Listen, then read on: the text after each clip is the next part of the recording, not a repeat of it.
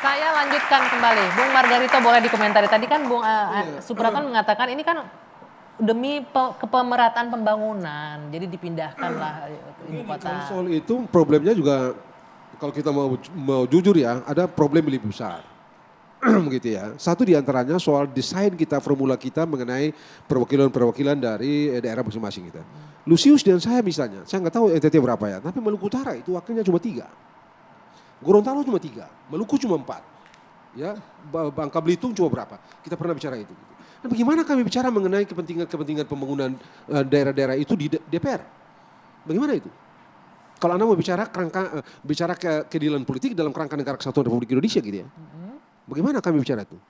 Jawa Barat lebih dari 100. Maluku Utara cuma 3. Maluku cuma 3, Maluku cuma 4, Gorontalo 3. Bangka Belitung cuma 3 dan yang lain itu ada 4 dan segala macam. Bagaimana kita bicara mengenai kebutuhan pembangunan di daerah-daerah itu dalam kerangka untuk melakukan pemerataan segala macam? Kami nggak bisa. Nah, apakah pemerataan itu hanya dengan ini merupakan satu-satunya formula untuk mencapai pemerataan itu, keadilan politik itu? Bagi saya tidak. Ada cara lain. Ini bukan masalah keadilan politik aja, ini memeratakan pembangunan, tidak hanya di Jawa saja. Pemerataan pembangunan itu adalah salah satu cara pewujudan keadilan politik. Tidak bisa tidak. Dan kami apa? Nah, karena itu pemindahan pembangunan ini, pemindahan ibu kota negara ini, apakah ini merupakan salah satunya formula? Untuk sampai pada tujuan menurut Anda apa kalau nggak memindahkan ibu kota? Apa formulanya untuk memberikan keadilan? Tidak ada, ini soal distribusi sumber daya ekonomi, sumber daya politik, keuangan dan segala macam itu tidak ada urusan dengan pindah-pindah ibu kota.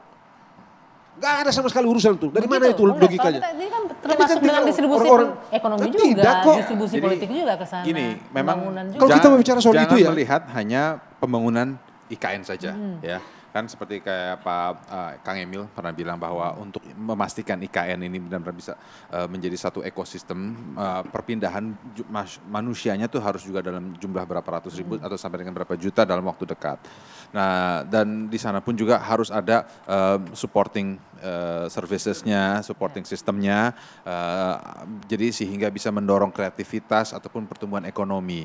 Nah, dan juga ya dengan perpindahan IKN ini diiringi juga dengan banyaknya kawasan-kawasan ekonomi baru yang dibuat di seluruh Indonesia, terus juga dengan alur lintas laut ya, Alki 2 yang melintasi wilayah situ. Nah, ini semua saling berkaitan. Jadi memang jangan hanya dilihat dikit ya. Dikit lagi bos, sabar dikit aja bos. Nah, ya. Jadi dengan adanya IKN, lalu pertumbuhan pembangunan industri di seluruh wilayah Indonesia dan juga jalur laut ini saling berkaitan. Nah, dan ini juga memastikan pertumbuhan perekonomian yang merata ke seluruh Indonesia dan tidak hanya terpusat di Jawa selalu. Gitu. Nah, coba anda tahu ya, beberapa waktu lalu kan ada isu mengenai pembangunan Newport di Ambon. Di mana itu? Sampai sekarang enggak. Ikan itu ada di Maluku. Ini udah terlalu. Poinnya apa yang ingin sampaikan apa? Poinnya adalah ini soal ketepatan pengambilan kebijakan pembangunan. Kalau Anda bicara mengenai pemerataan, Anda mau nggak memberikan pemerataan itu dengan cara yang ada sekarang ini? Tanpa perlu memindahkan ibu kota itu, tapi Anda mau Sebentar, ini tadi urgensinya, tadi disampaikan oleh Bung Supratman bahwa nanti daya tampung Jakarta itu dalam waktu itu yang tadi. Oke, itu tadi saya mau challenge itu ya, tapi tadi kan dia bilang nanti daya tampung Jakarta ini beberapa tahun ke depan sudah tidak memungkinkan. Kan beberapa tahun, tidak 5 tahun ke depan misalnya. Ngapain pula dipaksakan sekarang. Kan bisa jadi, sudahlah. Nanti kita bikin beres dulu itu ibu kota di sana, semuanya di sana. Nanti 2029 presiden yang baru, kita pilih pemilu 2029, presiden baru berkantor langsung masuk di sana. Ini katanya kenapa harus sekarang, kan masih kalau memang daya tampungnya masih beberapa tahun lagi kan nggak harus 5 tahun ini katanya dipindahkan. Lalu ini Bos Supratman. Saya minta Anda bikin clear di sini. Itu Nusantara itu nama republik atau nama apa? Itu balik lagi tadi Bung Margarito. Sekarang saya minta kita mesti bikin clear ini. Karena di Undang-Undang 10 2064 dulu. Itu sudah dijelaskan tadi kan DKI Jakarta juga nggak ada nama ibu kota. Nggak ada nama Indonesia di situ. Daerah khusus Oh ibu kota tidak, Jakarta. nah, di situ Jakarta itu diberi menjadi nama ibu kota itu diatur dengan Undang-Undang Nomor 10 Tahun 1964. Sebelumnya Jakarta Raya. Undang-Undang 10 2064 itulah menyebut Jakarta sebagai ibu kota negara Republik Indonesia. Jadi Nusantara itu nama apa?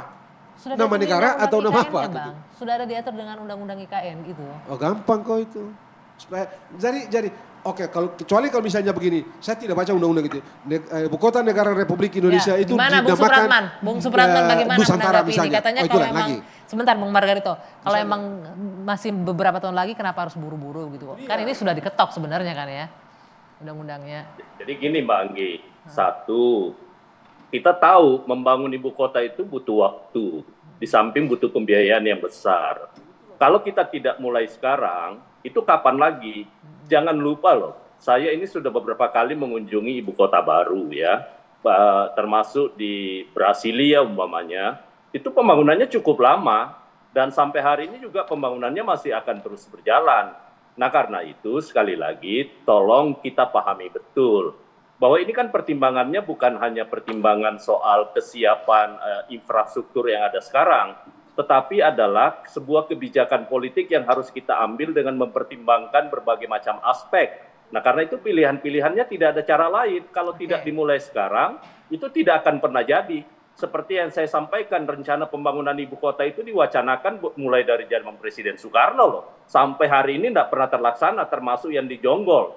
Ya. Karena itu saya bilang, kita harus memberi apresiasi kepada pemerintah sekarang, dalam hal ini adalah Presiden Jokowi yang berani mengambil resiko itu.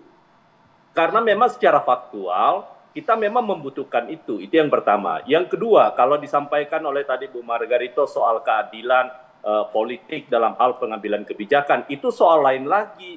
Kalau kemudian kita mau rubah undang-undangnya bahwa perwakilan dari Maluku umpamanya yang sekarang 3 orang, Maluku Utara, Sulawesi Tengah yang hanya 7 orang, itu yang harus kita rubah supaya jangan semata-mata hanya mempertimbangkan jumlah penduduk. Sekali lagi, karena sekarang kan perolehan kursi dan berapa jumlah kursinya lebih diberatkan kepada berapa jumlah penduduk dalam satu provinsi ataupun satu daerah pemilihan. Nah karena itu sekali lagi jangan lupa kayak seperti di dapil saya sekarang, Sulawesi Tengah ya, yang hampir sangat dekat jaraknya dengan ibu kota Nusantara. Itu luar biasa manfaat ekonominya bagi bisa menjadi penopang ibu kota Nusantara nanti.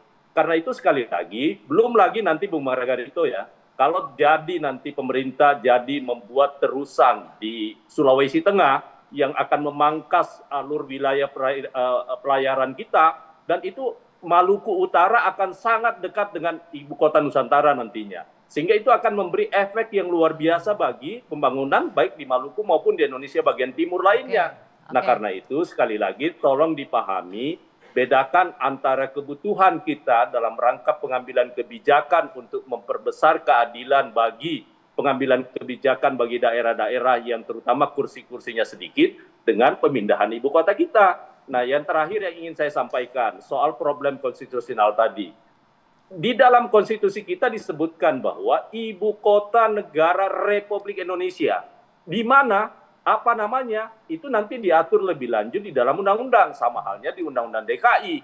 Jadi ibu kota yang sekarang ini adalah di DKI Jakarta, sampai hari ini loh masih tetap di DKI. Kemudian dengan undang-undang IKN itu namanya adalah ibu kota Nusantara. Nah satu hal yang ingin saya sampaikan terakhir kepada Mbak Anggi dan kepada teman-teman semua, masih ada satu pekerjaan yang belum selesai yang harus dilakukan oleh Presiden Jokowi untuk memindahkan ibu kota, yakni menerbitkan peraturan presiden, keputusan presiden untuk pemindahan ibu kota. Sepanjang keputusan presiden terkait dengan pemindahan ibu kota itu belum ditandatangani, maka ibu kota kita masih tetap ada di Jakarta. Dan terakhir Mbak Anggi, tadi disinggung Undang-Undang DKI. Insya Allah tanggal 26 Undang-Undang Daerah Khusus Jakarta akan diparipurnakan dan insya Allah itu akan terkait dengan segala kekhususan yang tetap kita berikan kepada daerah khusus Jakarta nantinya. Oke, nanti kita akan bahas di segmen selanjutnya. Boleh ditanggapi dulu penjelasan dari Kami mencatat bahwa akibat terburu-buru ini akhirnya muncullah konflik-konflik di masyarakat saat ini. Masyarakat adat merasa terusir di situ, sekarang lagi rame. Untuk itu memang cobalah ajak komunikasi. Karena begini, sejarah-sejarah pemindahan ibu kota negara di Indonesia misalnya ketika di Yogyakarta, itu sejarah-sejarah di mana masyarakat itu dekat dengan masyarakat. Karena konsep peperangan Indonesia ini melawan penjajah itu apa? Perlawanan rakyat semesta. Untuk itu masyarakat adat ini jangan diusir dari situ. Dia akan menjaga negara ini, ibu kota negara kita gitu loh. Dulu ketika pemerintahan darurat di Bukit Tinggi, karena di sana memang punya sejarah-sejarah perlawanan. Jadi kami melihat bahwa jangan sampai membangun istana itu menyingkirkan masyarakat setempat yang ini tentu saja menimbulkan konflik baru. Harusnya masyarakat adat dirangkul, mereka dibiarkan tinggal di samping istana itu supaya mereka satu hari bisa menjaga negara ini. Ya, kita yakin juga pemerintah pasti mendengarkan nih aspirasi-aspirasi yang seperti ini. Baik, nanti kita akan lanjutkan kembali dua sesi. Tadi sudah disinggung bahwa RUU DKJ akan segera disahkan di paripurna. Apa saja poin yang krusial yang harus dibahas? Kita akan lanjutkan usai jeda saat lagi di dua sisi.